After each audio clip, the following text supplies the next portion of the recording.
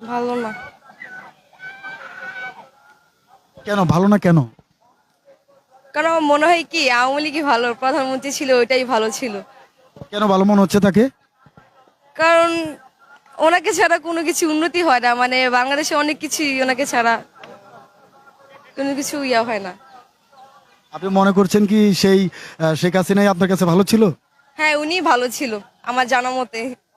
মানে আপনার কেন মনে হলো উনি ভালো ছিল যে এখন ভালো না কেন?